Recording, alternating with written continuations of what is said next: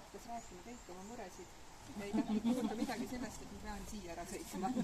Aga õnneks oli see algus meeldiva üldiliselt, et hea Karula naisselts, kõik sõbrad, toetajad, kes siin on, et no mina ei tea, mina vaatan ikka siia Karula naisseltsi poole niimoodi Lüllemäel, et kõva käsitöö kants on siin.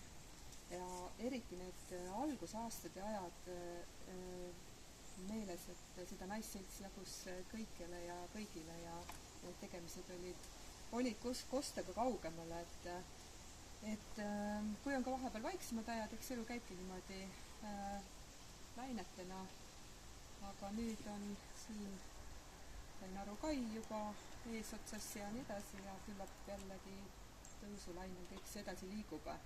Ma panin mõned sõnad kirja, et tänukirja toon siia Karula naisseltsi naistele, et 30. aastapäeva puhul siis palju õnne loomulikult juubeli puhul ja jätkugu Karula vahvatel naistel ikka indu, ettevõtlikkust ja lennukaid ideid kodukandi arendamisel.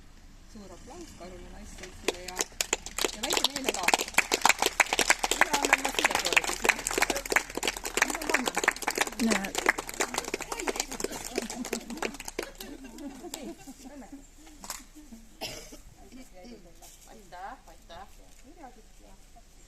Püüame, eks me püüame.